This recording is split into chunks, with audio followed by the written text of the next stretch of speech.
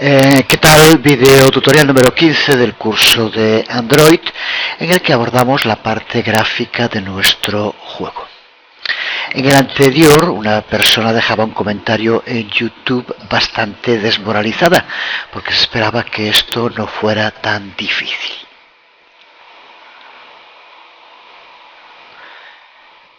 Desde el principio del curso he insistido en numerosas ocasiones en que seguirlo exigía conocimiento de Java a un nivel al menos intermedio. Si alguien ha empezado el curso sin saber Java o sin haber programado nunca antes, pues claro que le va a ser difícil, muy difícil.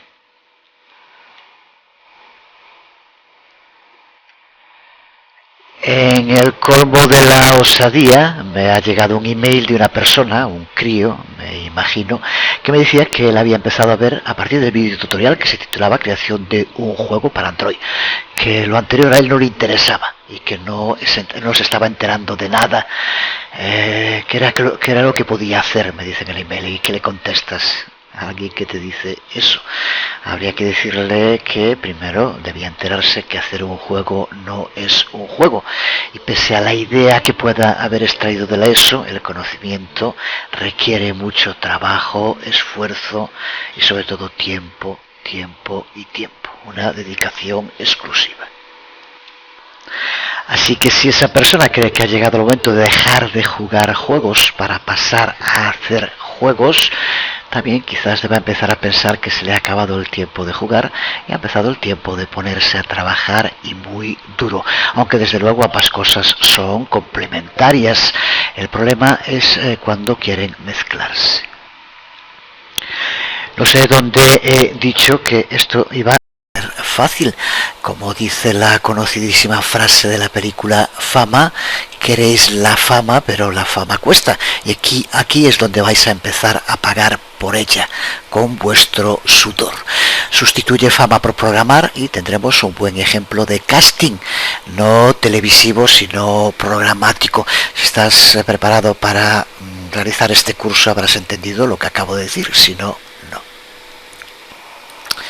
Recuerdo hace tiempo que hice un curso al que llamé Usar PowerPoint es muy fácil, porque es cierto, esa denostada herramienta que a mí me sigue pareciendo muy útil y uso en muchas ocasiones, es muy fácil de usar. Sin embargo, cuando hablamos de programar, hablamos de dominio técnico, de creatividad, de desarrollo de procesos a veces tremendamente complejos y cada vez más sofisticados, que requieren de años para empezar a dominarlos y de toda la vida para seguir actualizándose y no perder los hilos de una enorme tela que crece y se diversifica cada día.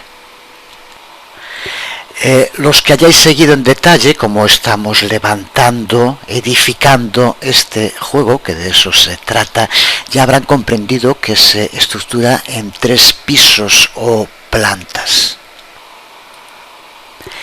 en 3 capas comparables al esqueleto, la carne y los órganos y la piel de un ser humano. Pues Android es simplemente la piel, la parte externa que verán los jugadores, esos sí, los que juegan, no los que crean el juego.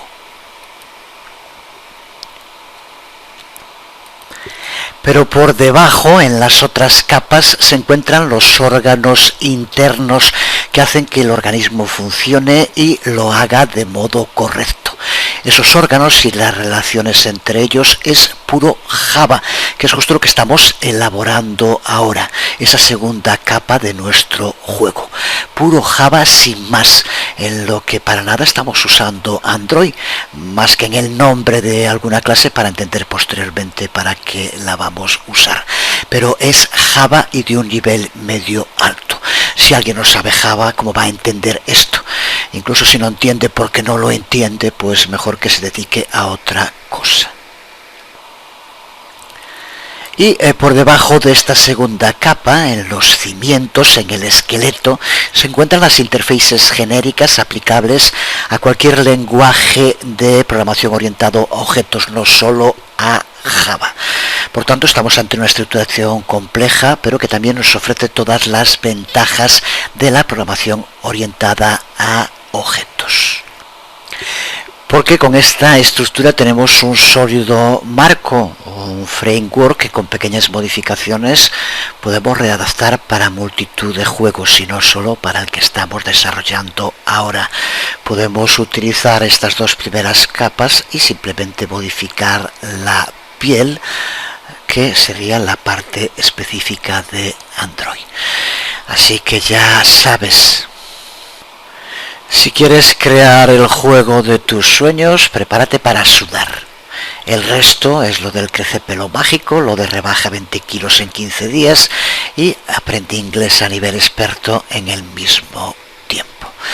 En fin, después de esta introducción vamos con uno de los temas que suele ser más atractivos en el desarrollo de un juego, que es con la programación de los gráficos. Recuerda que seguimos en esas dos primeras capas. En la primera capa de la interface gráfica, aquí vamos a necesitar dos interfaces, una a la que llamaremos gráficos y otra Pixmaps. Y a continuación la segunda capa, la implementación Java, para lo cual utilizaremos las APIs que ya hemos estado viendo en la parte anterior del curso. Pues vamos allá.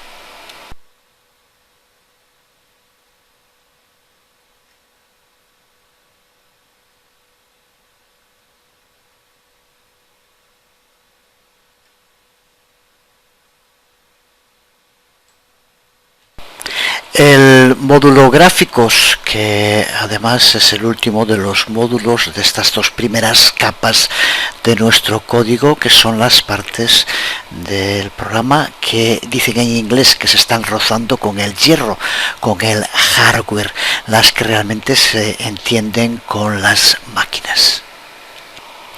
Este módulo va a ser el responsable de dibujar las imágenes, a las que también se le llama bitmaps, en la pantalla de nuestro juego. Y empezamos por resumir las operaciones que este módulo va a tener que llevar a cabo.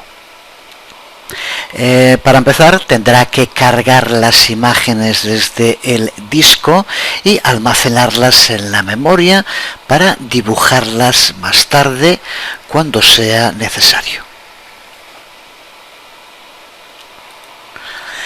En segundo lugar, tendrá que poder limpiar el frame buffer con un color, de modo que podamos borrar de un golpe todo lo que se encuentra en el frame anterior. Y recuerda que cuando hablamos de frame buffer, de nuevo estamos tocando el hierro. Nos referimos a cada una de las ubicaciones en la memoria de acceso aleatorio que representa cada uno de los píxeles en la pantalla. Y este es el método que nos permite acceder a los dispositivos gráficos. De nuevo un tema interesante que solo queda insinuado, pero que se encuentra fuera del alcance de lo que estamos viendo. Y si quisiéramos profundizar en detalle en el tema de cómo el código de un programa negocia con el hardware el uso de gráficos, nos haría falta no el videotutorial completo, sino un curso completo. Se trata desde luego de un tema importante que deberías dominar, así que ya sabes, a sudar. Aunque para nuestro juego en concreto nos llega con entender qué función cumple el frame buffer en nuestro programa. Ahora cuando escribamos el código volveremos a hacer referencia a ello. La tercera tarea de nuestro módulo gráficos es la de configurar cada píxel del frame buffer como una localización específica para un color específico, lo que decíamos hace un momento que hace el frame buffer. En cuarto lugar, tendrá que dibujar líneas y rectángulos en ese frame buffer. En quinto lugar, tendrá que dibujar imágenes previamente cargadas también en el frame buffer, siendo capaz de dibujar tanto la imagen completa como porciones, trozos de la misma. Y por último, también necesitamos poder dibujar imágenes con o sin blending, sin mezcla. En nuestro caso, para simplificar, las usaremos siempre con blending, lo que no significa un gran consumo de recursos extras y nos va a simplificar mucho la creación del código. También lo veremos ahora cuando empecemos ya a escribirlo. Por tanto, el módulo gráficos, resumiéndolo, lo que tendrá que obtener es las dimensiones y el contenido de ese frame buffer. Y para poder hacerlo vamos a necesitar dos interfaces a las que vamos a llamar gráficos y pixmap. Pues es con lo que empezamos ya a escribir código. Estas son las dos interfaces que necesitamos para nuestro esqueleto de la primera capa que estamos incluyendo dentro del paquete con videotutoriales juego marco. Se trata de gráficos Java y de pixmap Java. En gráficos Java empezamos con un método public static enum llamado pixmap format, que es el encargado de codificar los diferentes formatos de píxeles que soportaremos. Y a continuación tenemos los diferentes métodos de nuestra interface gráfica. En primer lugar, el método newPixMap, que cargará una imagen a la que se le indique bien en formato JPEG o PNG. El nombre del archivo que le indiquemos especificará un asset que se encuentre en los archivos de nuestra aplicación. A continuación, el método clear, que limpia completamente el frame buffer con el color que se le indique. Todos los colores de nuestro juego serán especificados con valores de 32 bits a RGB 8888. El método drawPixel, que configurará el píxel en una localización de coordenadas X e Y y con el color que se le indique. El método drawLine, que es similar al método drawPixel, tenemos que especificarle aquí los puntos de inicio y el punto final para la línea, así como el color. Cualquier porción de la línea que quede fuera del frame buffer será ignorada. El siguiente es el método drawRed, que es el que vamos a utilizar para dibujar un rectángulo en el frame buffer. Con X e Y le indicamos la posición de la esquina superior izquierda en el frame buffer.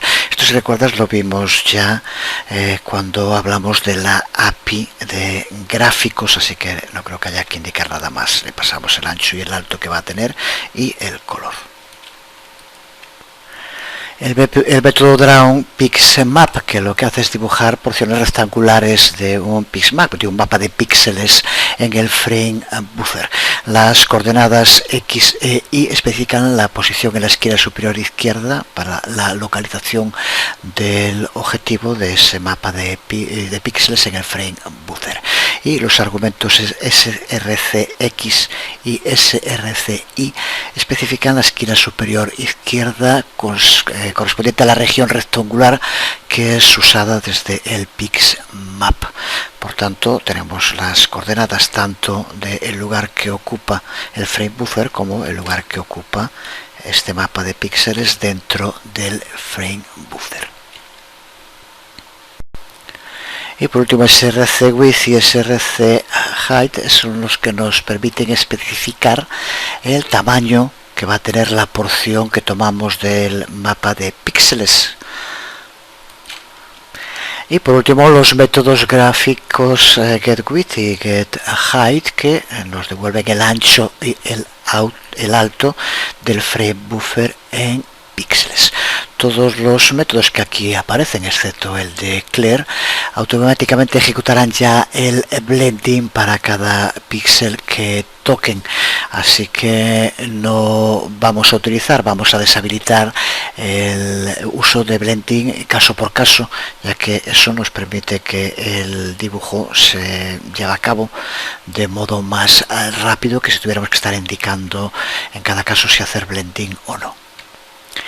En cuanto a la interface PixMap, es realmente simple, ya que la composición se va a hacer toda en el frame buffer. Los métodos getWidth y getHigh nos devuelven el ancho y el alto del PixMap, siempre en píxeles.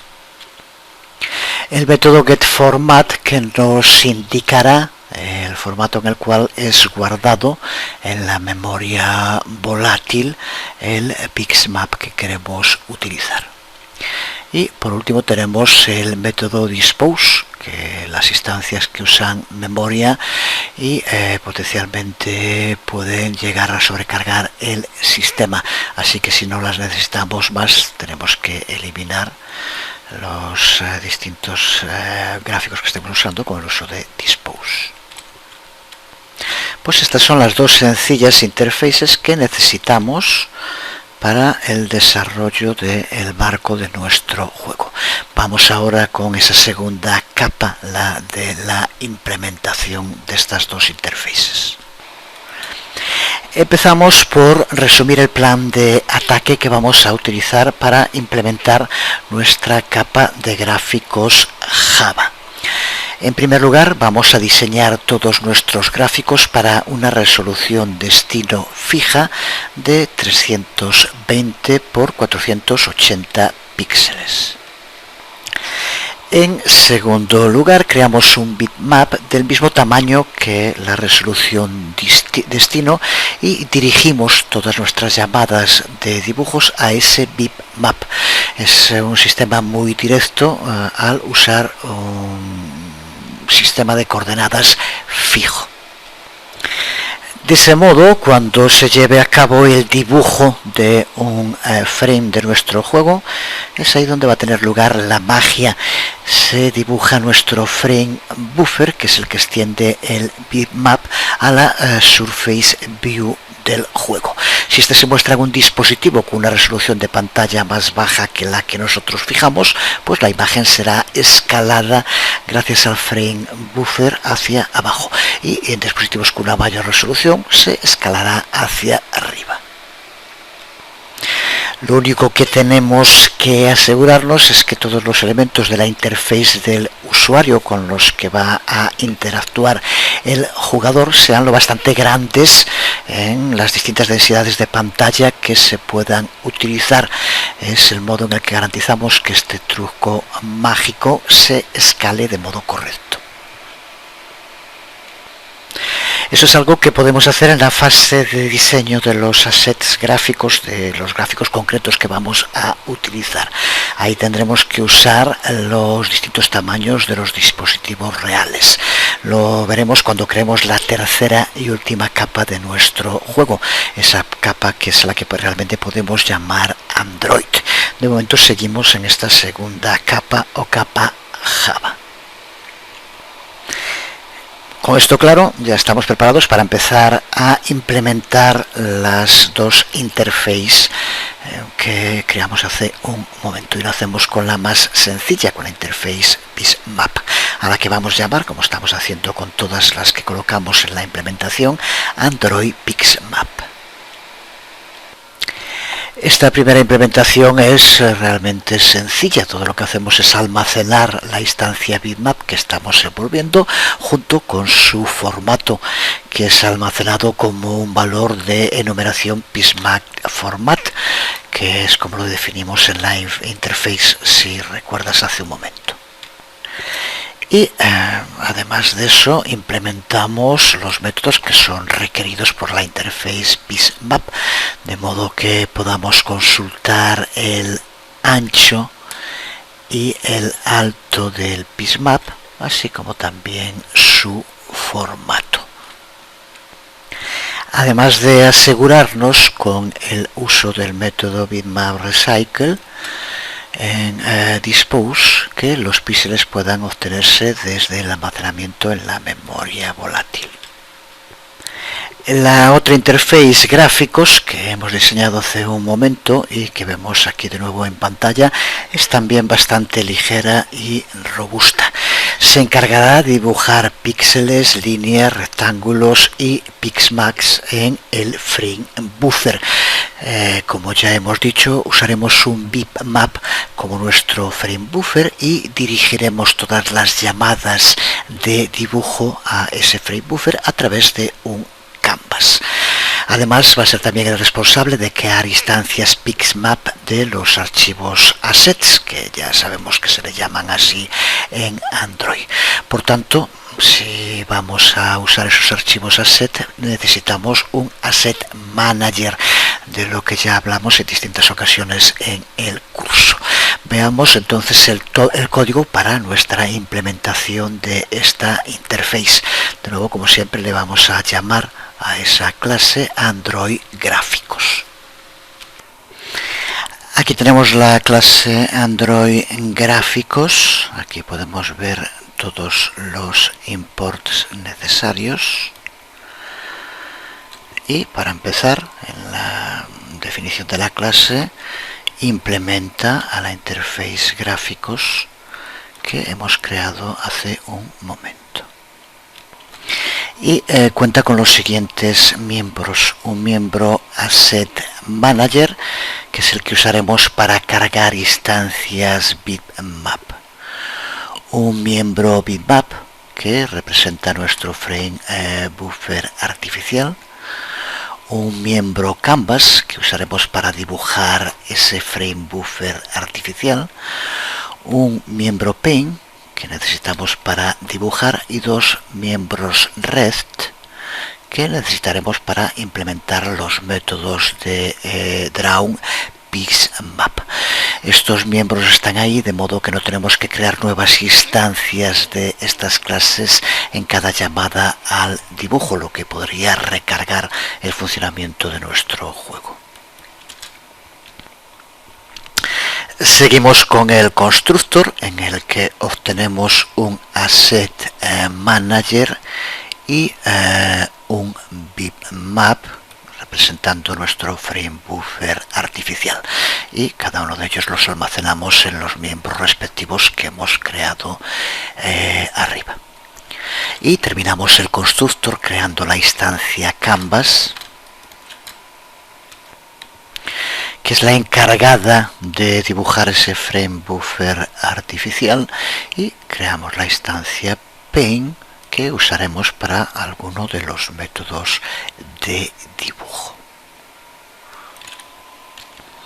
Y empezamos a escribir los métodos de la clase con el método newPixMap, que es el que va a intentar cargar un bitmap desde un archivo asset usando el pixmap format, el formato que se le haya especificado, y lo organizamos mediante el uso de un condicional en el que lo que hacemos es convertir el formato a una de las constantes de la clase Android config que usamos y explicamos en el video tutorial sobre la API de gráficos que tienes que recordar. A continuación creamos una nueva instancia options y configuramos nuestro formato de color preferido. Luego tratamos de cargar el bitmap desde el asset a través de bitmap factory, lanzando una excepción runtime si algo va mal. Y terminamos de nuevo con un condicional comprobando el formato en el que el bitmap factory ha decidido cargar el bitmap, y lo convertimos de nuevo en un valor de enumeración de un pixmap format. Parece un poco repetitivo respecto a lo que hicimos al principio, y la causa es que bitmap factory puede decidir ignorar nuestro formato de color deseado y cargarlo con otro por distintas razones, así que debemos de comprobarlo de nuevo después de que ya se ha cargado y decodificado la imagen. Finalmente, con el return construimos una nueva instancia Android pixmap basado en el bitmap y en el formato que se ha cargado. Y esto es lo que va a recibir el caller que ha llamado, o que cada vez que llame, cualquier caller que llame a el método. Seguimos con el método clear, que simplemente lo que hace es extraer los componentes rojo, verde y azul del parámetro del color ARGB de 32 pips que se ha especificado, que hemos conseguido al determinar el formato en el que se envía el bitmap. Y con esto lo que hace es llamar al método canvas drawn RGB, el cual limpiará nuestro frame buffer artificial con ese color que se le indique. Este método ignora el valor alfa que pueda tener ese formato, así que no tenemos que extraer el alfa, solo necesitamos el RGB. Seguimos con una serie de métodos iguales, son muy similares a los usados en el vídeo tutorial de la API, así que no deben causar ningún problema. El método drawPixel, que lo que hace es dibujar un píxel en nuestro frame buffer artificial a través del método canvas drawPoint.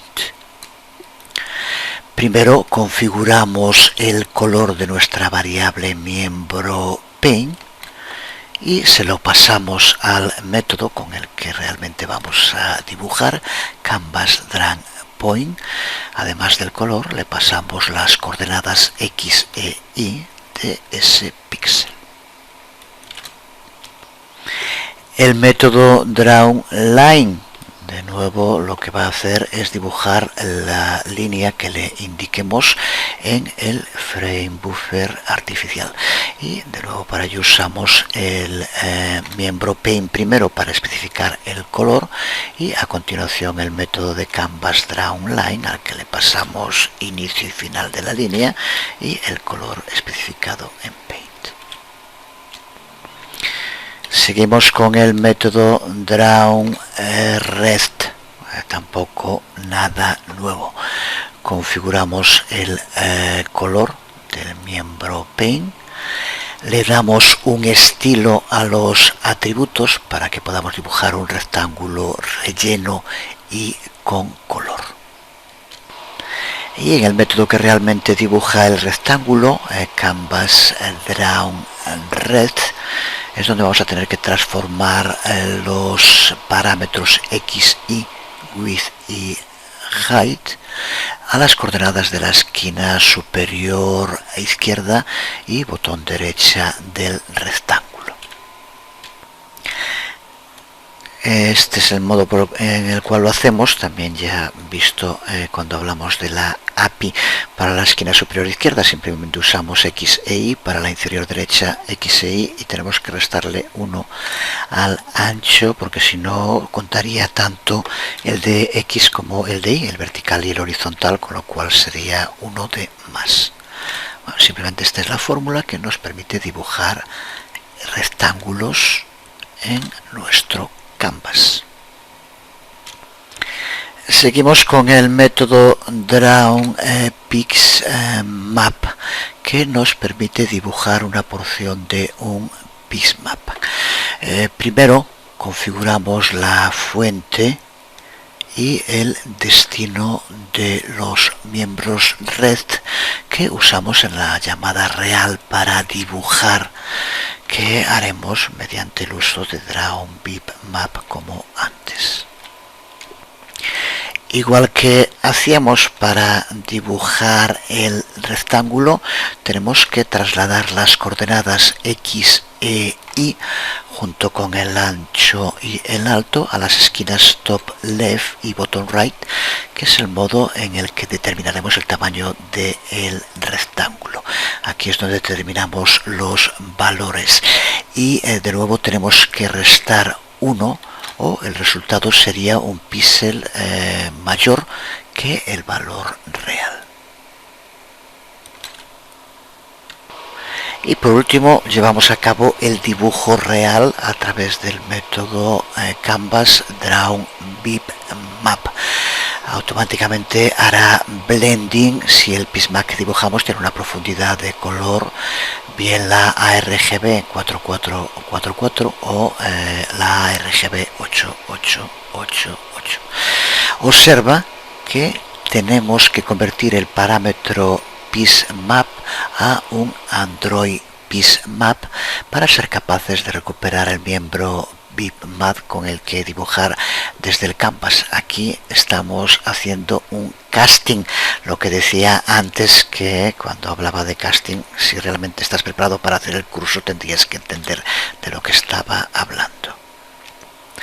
Es un ejemplo de ese tipo de código un tanto incómodo, pero es imprescindible porque nos asegura que la instancia pismap que se ha pasado es realmente un Android pismap. El segundo método Draw Pismap simplemente dibuja el pismap completo al frame buffer artificial con las coordenadas que se le indiquen, y de nuevo tenemos que hacer casting para obtener el bitmap miembro de Android pismap. Finalmente tenemos dos métodos, getWidth y getHeight, que simplemente nos devuelven el tamaño del frame buffer artificial que la instancia Android Gráficos almacena y renderiza internamente. Pues aquí tenemos las dos clases que decíamos que necesitábamos para los gráficos, Android Gráficos y Android Pismap. Pero para el correcto funcionamiento de la aplicación, sobre todo para su eficacia, vamos a tener que implementar una tercera clase relacionada con los gráficos. Se trata de la clase Android Fast Render View, a la que damos este nombre genérico, que ya es un buen indicador del uso que va a tener. En anteriores videotutoriales ya hemos hablado y hemos creado alguna práctica sobre el uso de Surface View para ejecutar una renderización continua en un hilo separado que podía albergar también el loop principal de nuestro juego. Pues hemos desarrollado esta clase que deriva, que extiende a Surface View y que nos asegura que nuestro juego va a llevarse bien con el ciclo de vida del Activity de Android. Esta clase fundamentalmente lo que va a hacer es configurar un hilo en el cual se va a estar renderizando constantemente la Surface View a través de un canvas, pero además vamos a encargarle de alguna otra cosa. Resumimos qué es lo que va a hacer en nuestro juego esta clase. Por un lado, aquí va a ser donde podremos mantener una referencia a una instancia del juego de la cual se puede obtener la pantalla activa, cuál es la pantalla activa del juego en cada momento. En segundo lugar, vamos desde aquí a estar llamando constantemente a los métodos pantalla update y pantalla present. Esto se hará desde dentro del hilo del Fast Render View y es lo que nos mantendrá la pista del delta time entre los frames que se pasan a la pantalla activa. Al hablar de delta time, doy por supuesto que es un término que ya conocerás, muy utilizado por programadores de juegos. Su objetivo es eliminar el problema del lag. Lo que hace es monitorizar la velocidad de los objetos en un dispositivo concreto y adapta el juego a esa velocidad que puede obtener el dispositivo. Y por último, esta clase nos va a permitir también tomar el frame buffer artificial que nos dibuja la instancia Android Gráficos y lo dibuja en la Surface View, escalándola al tamaño del dispositivo si es necesario. Cuando estuvimos analizando las APIs de Android, dijimos en aquel momento que mucho de su contenido iba a ser utilizado en nuestro juego, y es lo que ocurre con esta clase Fast Render View, en las que fuimos creando de prueba Una de ellas, a la que llamamos Surface View Test, que tenemos aquí en pantalla, incluimos una clase a la que llamamos Fast Render View, para explicar justo ahora lo que queremos implementar en nuestro juego. Por tanto, es una clase muy similar a la que ahora estamos creando. Por tanto, lo que vemos en Android Fast Render View tiene que sonarnos, si no, desde luego no estamos aprovechando bien el tiempo. Por ejemplo, aquí en los miembros solo necesitamos añadir dos miembros más. Una instancia de Android Juego, que es el módulo director que nos queda por crear, del que hablaremos en un momento, y una instancia bitmap, que es la que representa nuestro frame buffer artificial. Los otros tres miembros son exactamente los mismos que los de nuestra Fast Render View de la API. El miembro RenderThread, que hace referencia a la instancia thread, que será la responsable de ejecutar, de renderizar la lógica de hilos que queremos implementar en nuestro juego.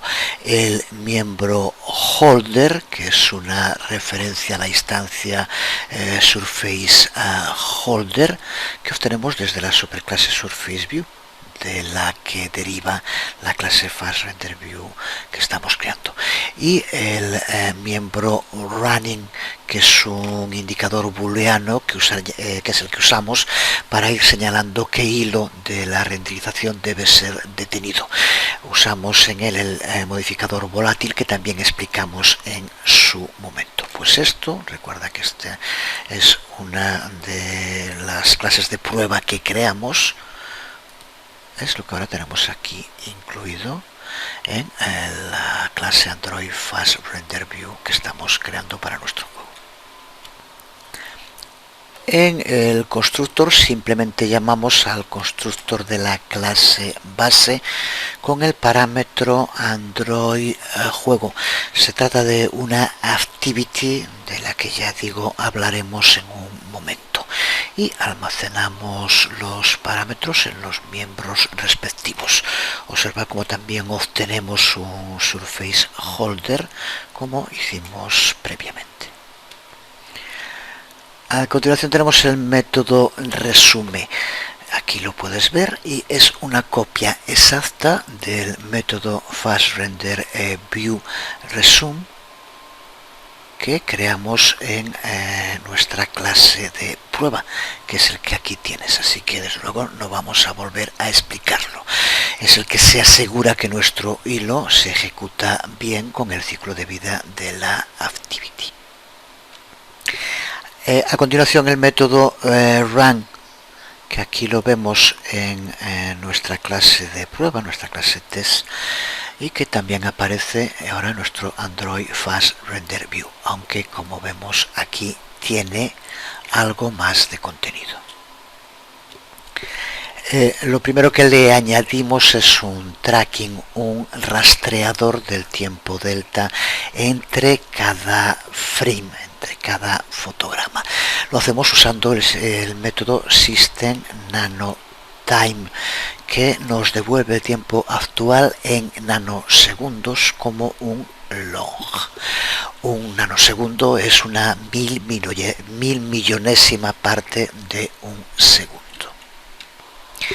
En cada iteración que vaya teniendo el loop, empezamos por tomar la diferencia entre el tiempo de inicio de la iteración del último loop y el tiempo actual.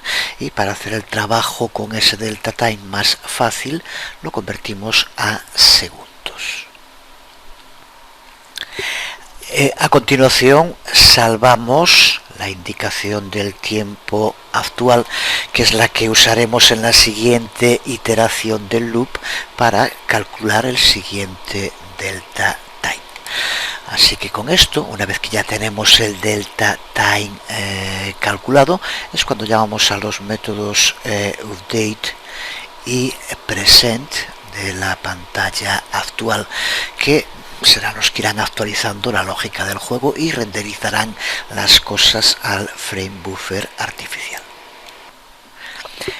Finalmente nos ponemos en contacto con el Canvas para el Surface View y dibujamos el frame buffer artificial. El escalado es ejecutado automáticamente en caso de que el rectángulo de destino que nos pasa el método Canvas Draw Bitmap sea más pequeño o más grande que el frame buffer. Observa que hemos usado aquí un atajo para obtener un rectángulo de destino que se extienda sobre toda la Surface View. Para ello usamos el método Canvas getClipBounce. Lo que hará será configurar los miembros top y left de DST-Rect a 00 y los miembros bottom y right a las actuales dimensiones de la pantalla. El resto de este método es exactamente igual que el que usamos en nuestro test, en Surface View Test. Lo que hace es asegurarse de que se controle el hilo cuando la activity sea pausada o destruida. Y el último método de esta clase es de nuevo exactamente el mismo que el método que utilizamos, pause, en nuestra clase de prueba, nuestra clase test. Ahí lo tienes, explicado en su momento, exactamente el mismo que tenemos aquí, que es el encargado de terminar el hilo del loop de renderizado principal y esperar hasta que esté completamente apagado antes de el return. Pues con lo visto hasta aquí estamos muy cerca de acabar con la construcción de nuestra segunda capa del juego, de nuestro framework o marco. Lo que nos falta ahora es unir todas estas piezas del puzzle. Es por tanto la implementación de la interface del juego. Así que lo que nos queda es enlazar todos los cabos sueltos, haciendo que todos los instrumentos suenen al unísono y coordinados. Las interfaces del juego de la primera capa y las implementaciones del marco o framework de la segunda. Se trata de un nuevo módulo al que llamaremos juego y en el que tendremos que crear en la primera capa una interface llamada juego y una clase abstracta llamada pantalla, y en la segunda capa de implementación una clase a la que llamaremos Android juego.